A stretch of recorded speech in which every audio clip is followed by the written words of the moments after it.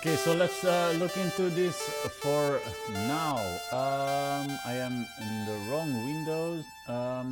We're gonna go just through the basics of Windows, and we're gonna see what Windows has in store for us in general for anyone who is a beginner. I'm basing this on a course that I'm teaching, and I want to pre-record some of this stuff in order to make sure that people who are learning this stuff can follow along after class, but you can come along as well, because it's just going to be a general overview. So if we're going through Windows, and I'll just move myself, if I can, over here, because we are going to open mainly this window right here, like the Windows taskbar. We here have the Windows icons, and we have here the Windows Start menu is what this is called. And in that, like as anyone who has ever opened Windows, we know that we can find a good amount or a vast array of various sort of applications. But something some people might not really know, apart from that we can go to settings here and find a lot of stuff that we will be going through in a second here. What we can find here is if we press the right mouse button on the start button, we get like this list or like a menu of other stuff that is quickly accessible by just pressing the right mouse button. The first thing in the list is the apps and features.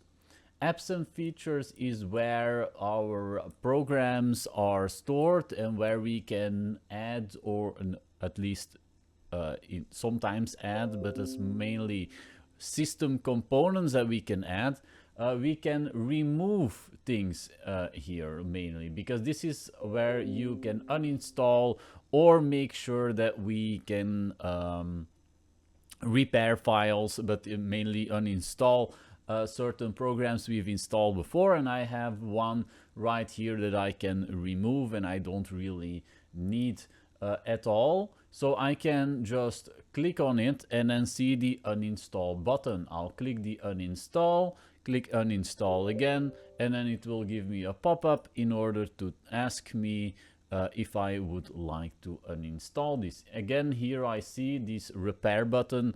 We're not gonna repair, we're gonna uninstall, and we press uninstall. This might look different on various applications depending on what they require you to uninstall. If they have extra information they need, like maybe you have settings that you'd like to keep there in case you reinstall it. But we're uninstalling right now this 4K video downloader setup.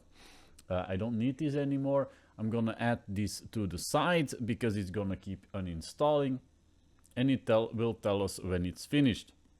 Now, why are we here? One of the main things that we're here is, one of the things that we have here is system components.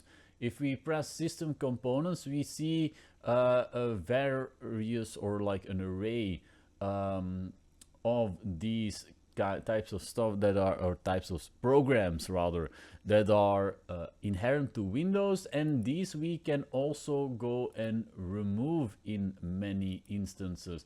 For example, I have a subsystem for Linux. If I click it and I go to the advanced options, I can see that I can change certain privileges or capacities of these programs, like the background apps, etc. Whether we can terminate, immediately terminate the system component and its related processes. We can repair it, reset it, but apparently we can't remove it, at least not in this particular menu.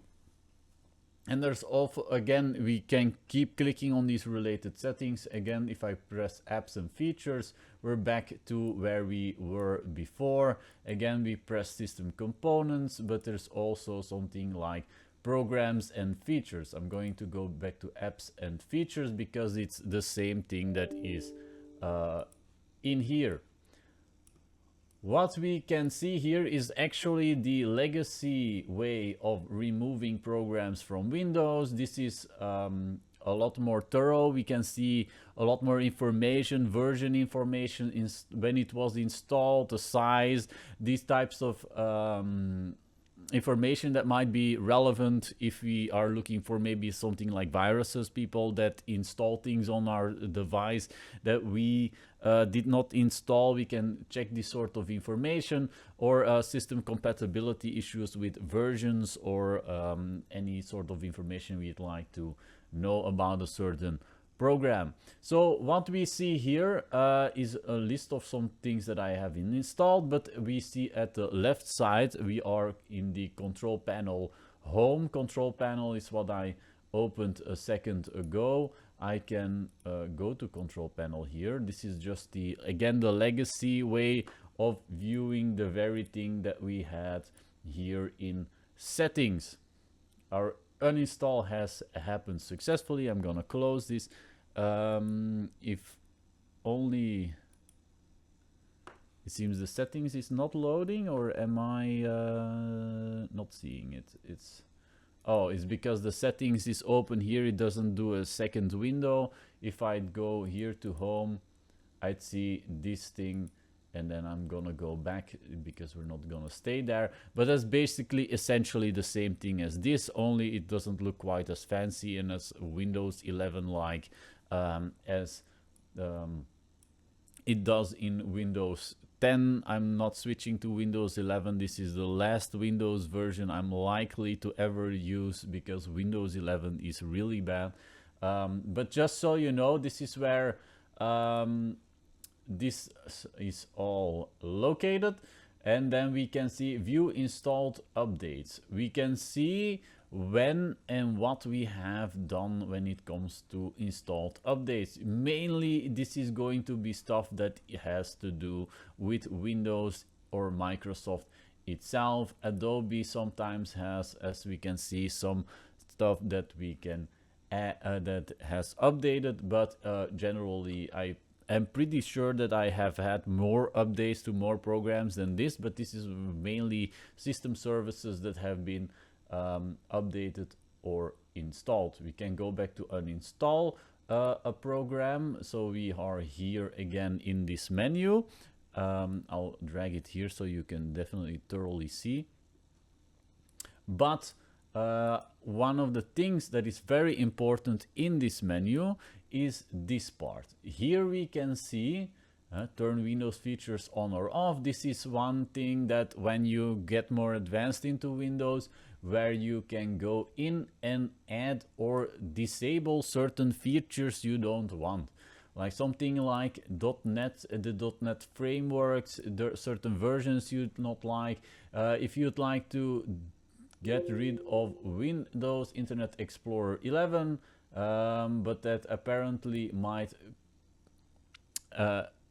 cause issues with different programs and features in Windows, so we are not going to disable that.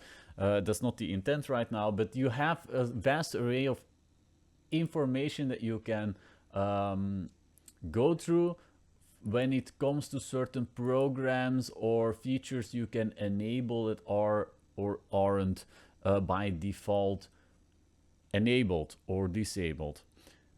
We see stuff like Internet Information Service, or FTP services that we can initialize. We can add legacy components, media features. Windows Media Player would be one that I could like disable. But I think Windows Media Player, the new versions are fine enough to look at certain, for example, videos. If you'd like to make VLC default, you can add VLC as a video player, but then you could, for example, disable this so that it definitely doesn't switch again. And then you have the message queue. I don't know exactly what this does, but you can add or disable the print to PDF, which is a standard feature, a very useful feature that I would keep on at all times. And then you can do stuff like Microsoft XPS document writer, print and document services, API support. And then a very important one that I turned on is the SMB, in order to make sure that certain that you can share files across devices, amongst which with Linux, that you can make sure that all these are on, so that you can have external drives or reach external drives on your network with your PC, or enable that it is on in general. And then Telnet, TFTP, virtual machine platform if you want to run VMs, Windows hypervisor platform, identity foundation. There's information here if you hover above it. Projected file system, Windows subsystem for Linux, as we just saw, is on, and etc, etc. I'm pressing OK. I just turned on 2 SMBs that I saw that were capable of being turned on, that I wanted to turn on, but if I need to restart, I am just going to disable this, because I don't want to restart, or I at least don't want to have it make any effects right now. And then we are supposed to wait until this is done, but we're not going to wait. That for the first section. Now this is mainly when it comes to where you can find or retrieve certain programs. If you'd like to know, and I'll open this in my file explorer for a second. If I go to my PC and I go to this volume, and I'm going to go to where's program files? Here it is. You can find program files, those same programs we just deleted. You can find them here unless they are deleted, but even then sometimes not everything works, not every program is fully removed. You can always check through these files to see where certain programs are on your system. There's also the x86 for a different type of programs based on the x86 framework, or at least based on x86. And then we just basically know where to find everything and delete and remove our files when it comes to Windows. Another thing we have here is that we have default apps when it comes to apps in our various applications that we run. When we default open photos or video player, as I've said before. Right now media player is enabled. Something else that we could do is add VLC player. This is just one of the items that we can add here. We can look in the store. We can find various browsers that we can set as default for even email. We can open something like Microsoft Edge as the web browser itself. And we have various of these sorts of applications we can use, as they are visible here as default apps. And we have here a different option as set defaults by app. I don't know, we can manage exactly what these are supposed to do, which file formats are associated with a particular program, and whether we want to use this as a default. For example, on my PC, Adobe Acrobat DC is the default for .pdf files or .rmf, but I could, for example, pick another one like Brave, Firefox, or anything like it. Offline maps. When it comes to offline maps, storage locations, metered connections, map updates. Maps will be automatically updated only when your device is plugged in and you are not on a metered connection. If this is turned off, maps only download on free WLAN. or unlimited cellular data. You know, when do you want to use these sorts of features when you're on your cell phone? Maps, download maps for apps to use when you are not connected to the internet. For example, the Maps app can use offline maps when you search for places or directions. Now, I don't particularly use this myself, but if you would like to have maps in general, you know, offline, then you can set here the settings when it comes to maps. I don't know exactly why this is here. It has to do with like setting the default, but it's a weird location because, okay, maps is a particular program or a particular app, but it doesn't really have anything to do with apps in general. They added it here anyway.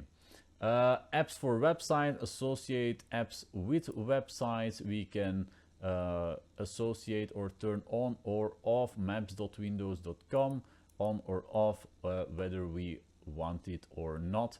I don't see any ability to add or remove these ourselves. These are things that our apps that we have installed have themselves set on. So we added to this list, right?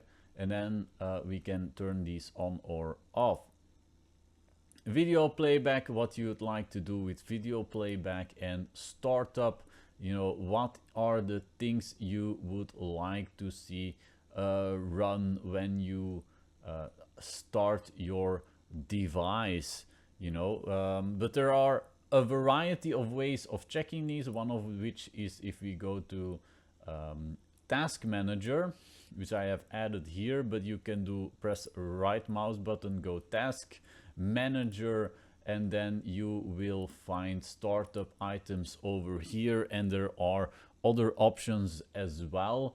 You can just expand, disable,